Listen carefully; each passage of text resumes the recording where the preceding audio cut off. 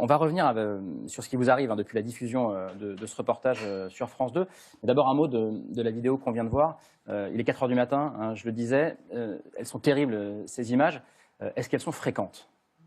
Oui, elles sont fréquentes, malheureusement.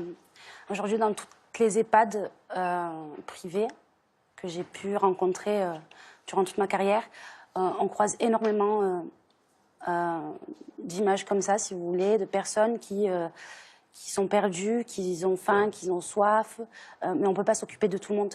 On est 2 aides-soignantes sur un établissement qui accueille 94 résidents.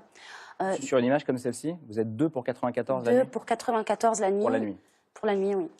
Et malheureusement, on ne peut pas être partout à la fois. Il y a plusieurs étages, plusieurs couloirs. On n'a pas des caméras, on ne peut pas intervenir à chaque moment difficile. Là, on voit une femme, une vieille dame qui a soif à 4 h du matin. Elle ressemble à quoi les autres négligences du quotidien auxquelles sont soumises ces personnes âgées? C'est quoi le quotidien dans un EHPAD quand on parle de maltraitance, ça veut dire quoi? Ça veut dire déjà, on ne fait pas payer des personnes qui ont bossé toute leur vie plus de 3 000 € par mois pour leur offrir 3 protections par jour, pas une de plus. Protection, c'est des couches, autrement dit? C'est des couches, oui. Des couches pour personnes âgées qui sont incontinents. On ne peut pas leur en offrir seulement 3 alors qu'ils ont besoin d'être changés régulièrement parce qu'après ça, il y a des grosses conséquences comme des escarres ou autres pathologies qui peuvent se développer par la suite. On ne peut pas calculer le nombre de grammes pour un repas. C'est horrible. C'est ce qui se passe aujourd'hui. C'est ce qui se passe aujourd'hui. 50 grammes pour une entrée, 100 grammes pour un plat, un morceau de pain et pas un deuxième, un morceau de fromage, pas un deuxième. On ne peut pas les resservir quand ils ont faim. C'est horrible. Alors pour bien comprendre ce qui vous arrive, Ella Karief, je le disais, un CDI, vous attendez, enfin vous avez signé CDI, mais vous étiez en période d'essai dans un établissement où vous travaillez depuis un moment.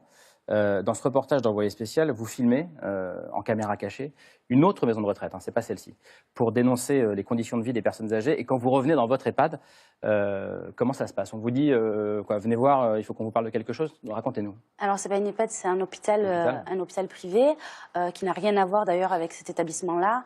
Envoyé spécial a été tourné suite à mon licenciement concernant un EHPAD du groupe Corian, pour lequel j'avais été licenciée à la suite de plusieurs dénonciations. Mais là, sur cet hôpital privé, et sur cet hôpital-là, je le répète, les images qu'on vient de voir ne sont pas tournées dans votre hôpital. Non, ça n'a rien à voir. Et cet hôpital-là, j'y bossais pas le jour de l'émission où a été diffusée l'émission. Le lendemain, je reçois un coup de fil, alors que c'est un jour où je ne bossais pas, coup de fil du cadre de santé qui me dit et là, lundi matin, il va falloir m'attendre. On doit avoir un entretien concernant votre période d'essai. Alors là, je lui demande ce qui se passe, il ne me répond pas. Il me laisse quand même aller travailler, donc le samedi et le dimanche soir, normalement.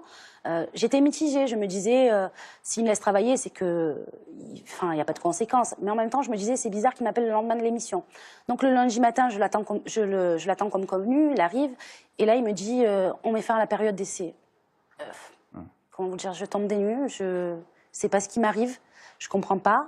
Je lui demande des explications. Pourquoi? Vous lui dites c'est lié au reportage, lié à l'émission? Alors je lui demande est-ce que c'est lié au reportage. Il hausse les épaules, il me dit je suis vraiment désolée, mais c'est pas moi qui a pris la décision et on va pas, on n'est pas obligé de vous donner les raisons.